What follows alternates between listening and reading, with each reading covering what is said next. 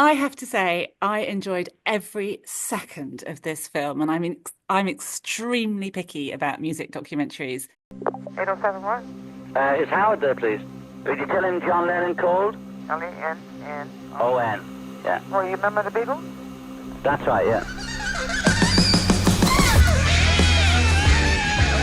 Good morning, folks. Have you had your breakfast yet?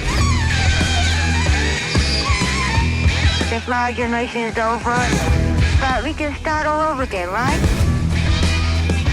When I first kind of heard about the project, I heard about it from Kevin, and he, came and said that he had this proposal for a film about John and Yoko, and there was this concert footage. That was really the kind of starting point, the concert footage. And Peter Worsley, the producer, had been sort of looking around to find the right director to come up with something to do with this concert footage and connect it to Kevin. And then I spoke to Kevin, and he's it was really exciting, but what I found particularly exciting was from the off, he said, we don't want to do a rehash of one of the many films about the Beatles or John Lennon, and we need to do something fresh and new, and so immediately I was like, this sounds like a fun project, so jumped in with both feet. And it is an absolute feat of filmmaking and editing, I may say. It reminded me very much of the Apollo 11 documentary. I don't know if you remember that from a couple of years ago, which Yes, yeah, I do. gave us a whole new perspective on the sort of social history of the moon landing. Yeah. And also Adam Curtis's hypernormalization. There's incredible editing that tells everything that you need to know. So I wonder if you could tell me about the amount of work that has gone into curating this extraordinary piece of history.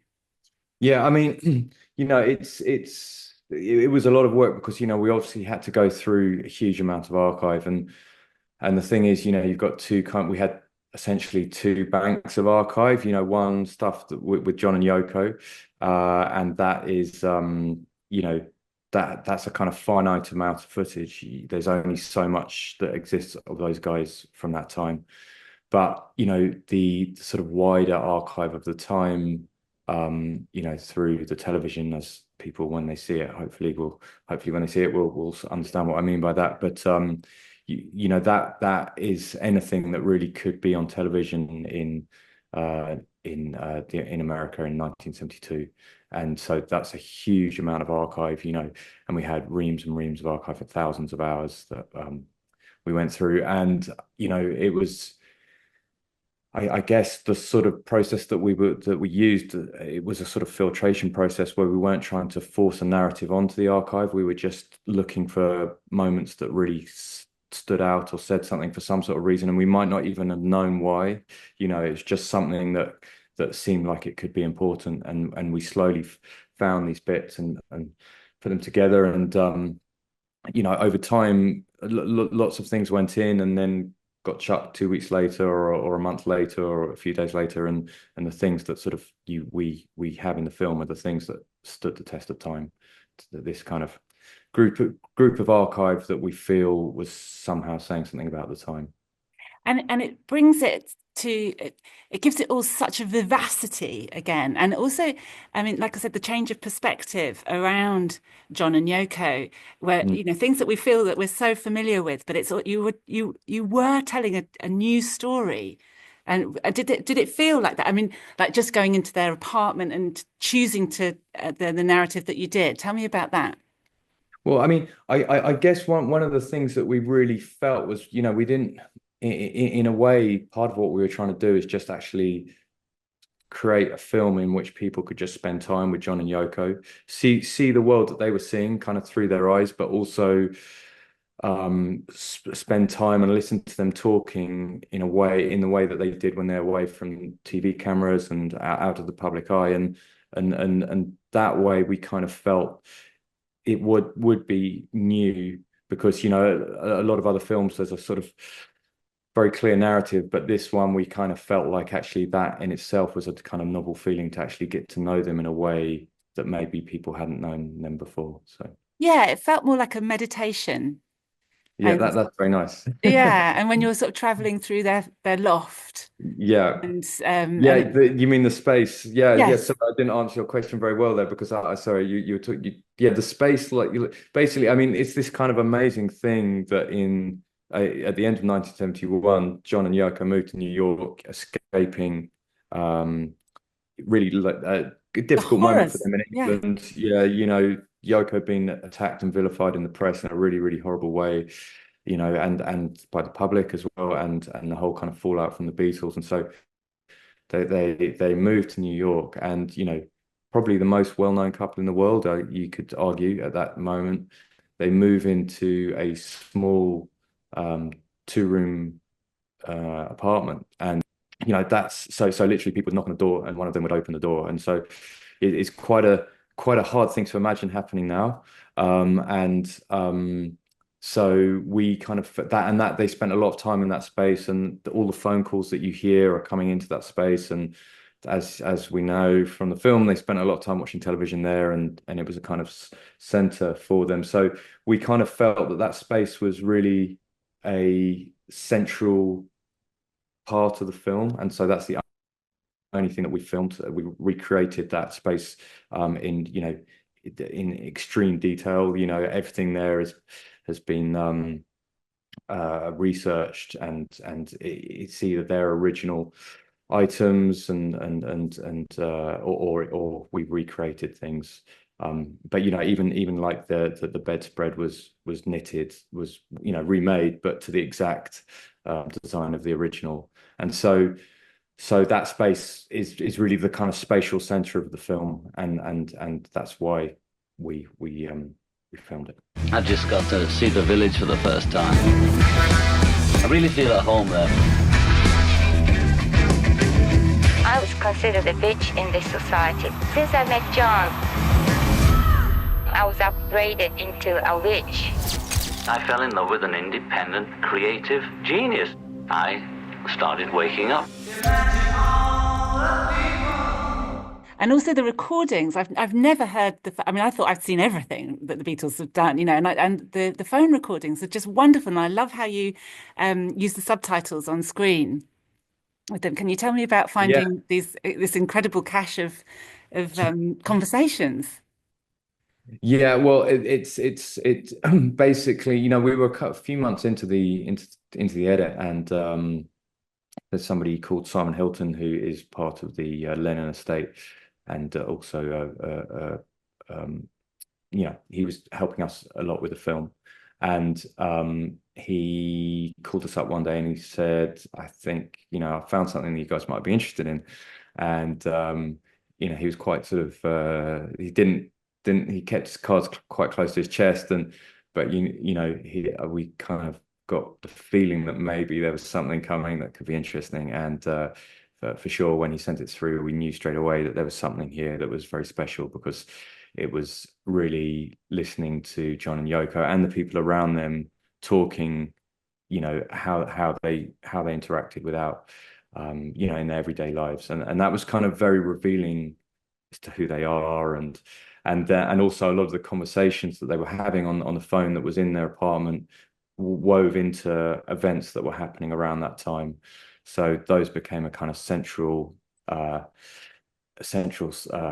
of the film. And the reason that we kind of we had them with subtitles is because we wanted people to really listen to, there was when you put them against picture, you didn't really take the same thing from them. So when we had them against black with just subtitles, then really you kind of go into the conversation, and it really hits home. Yes, it's such a sweet, intimate thing. And it's so funny. And I love the conversation about the flies that peppers the whole documentary Yeah. about trying to source these flies, which is Yeah. so wonderful for Yoko's art. And I just want to talk about Yoko Ono because you really do portray her so respectfully and so equally in this partnership. And, she's often just so overshadowed. And, she was an amazing artist. And the songs that you've chosen to represent her here, wonderful songs that really showcase her range as a singer and a songwriter. Yeah, how important was that for you to redress the balance a bit?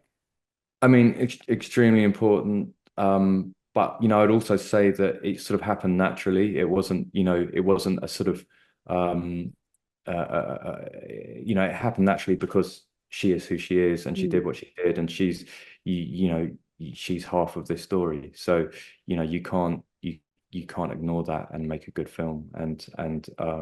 Many people And do. yeah, many people do. No, no, for Yeah. sure. And I think what's kind of really was strange is that you still feel the echoes of her vilification in the 60s today. And she's not really, she for sure hasn't had the respect she deserves either in the art world or as a sort of uh, Performer and songwriter. as a woman standing up in a very very difficult time in early 70s and late 60s. And she talks a lot about it herself. And um but she's so amazingly interesting. And but one thing I was just going to say on her is that really, I think the way that you can really understand her amazing kind of viewpoint on the world is to get her book called Grapefruit, which is a small book, but it's very, very playful, and I really recommend it to anyone. It's a really sort of magical, imaginative book, Oh, thank and you. I will get that. I didn't know about that. So, and has she seen it? I mean, she's in her 90s now, is that right? yes, yes, yes. She sort of stepped away from the whole, Lennon estate, and it's Sean Lennon who's really kind of looking after that side of things now.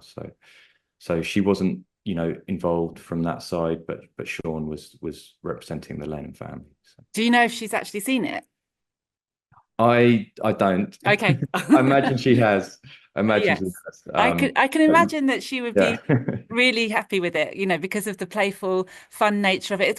It's got that the two sides, hasn't it? It yeah, couldn't be more serious and more sobering and more awful in some yeah, respects to see the society of that time very much mirrored today, yeah. and but yet there is such a playfulness to John and Yoko that, that's their sort of rebellion, isn't it?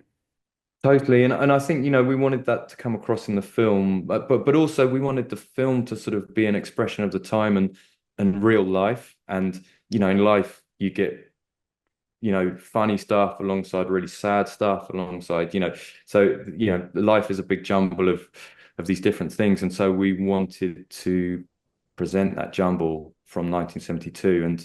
And for sure, having John and Yoko at the core of the film, that the playfulness comes through as well, very much. And the parallel to the day that you mentioned is super strange, and it wasn't something that we set out in a really big way to do. It started to appear as we were editing the film. And actually the parallel stacked up more and more, and even after we finished the film. So it's a kind of strange perspective on now, from 1972. Why would you do a concert for free? To change the apathy that all the youth have. Speak to them, sing to them, and do anything to get them alive again. Vive la revolution. Because it made me think that plus ça change, plus c'est la même chose. Like Nixon was Trump, Yeah, and there was just as yeah. much polarization as ever. And And George Wallace, and yeah, yes, and that and all that. I mean, and the wonderful characters like Shirley Chisholm. What a graceful, yeah, incredible woman she was, and then Allen amazing. Ginsberg and Jerry Rubin. Some just wonderful characters. Can you tell me about sort of Yeah. going back and finding them? Well, I mean, they were all, people. I guess, John and Yoko sort of fell into this kind of gang in the village, and they were sort of artists and radicals and just a lot of very interesting people. I mean, I think New York at the time, New York most of the time, all the time, is an amazing place. And then it was sort of fascinating with a lot of amazing characters, and they were very much present in the archive. And you know it quickly became obvious who they were connected to, some more known, some less known. and then, you know, the wider, I guess the wider sort of more national characters who weren't part of that village scene were people who were just doing amazing things at the time, and they kept on popping up, you know. So when we felt like they really said something about the time, like Shirley Chisholm, then you know, they were in the film, and there's no way of taking them out. So yeah. And obviously the concert itself inspired by such horrific scenes. I mean, I really hope that if there's one thing that's changed, that would be that children would never be treated like that ever again. But, you know, throughout the world, who knows? Who knows? I mean, they were such extraordinary campaigners, weren't they? Such incredible energy. The concert footage alone is just wonderful. Yeah. I mean, I could say on the campaign thing, because it's so shocking that, you know, the Willowbrook footage of where the you know, all those kids are, and yeah, it was very shocking when we first saw it. But I guess, you know, in a way, the film charts John and Yoko coming to New York and really feeling like they could change the world, and that's why they connected very quickly to people like Jerry Rubin, and you know, people really trying to do something, you know, and flirting maybe a little bit with violence and sort of wider, bigger political ideas. And I think over the course of their time and over the course of the film, they sort of run into a few brick walls and difficulties and start realizing that, oh, maybe you can't change the world, and that maybe it's better to change smaller things and do things for,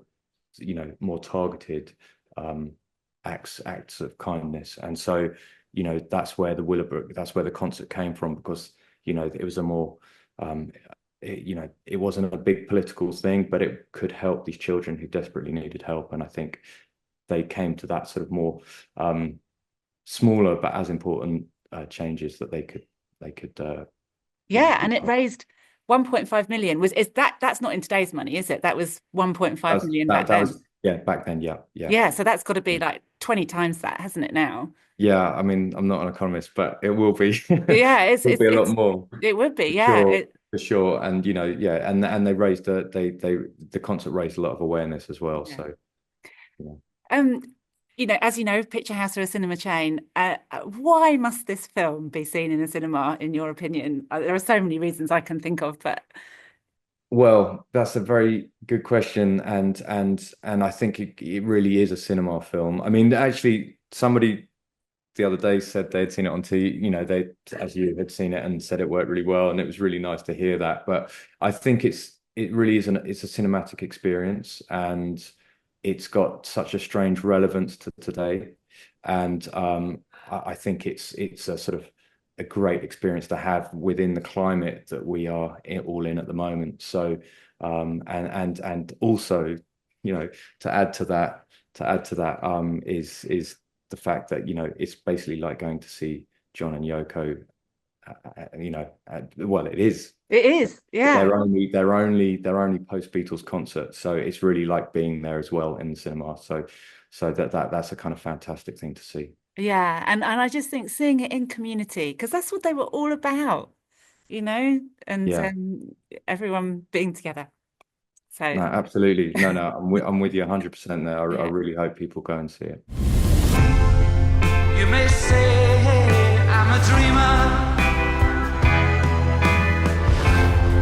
but I'm not the only one. I hope someday you'll join us. How would you like to be remembered? Just as two lovers.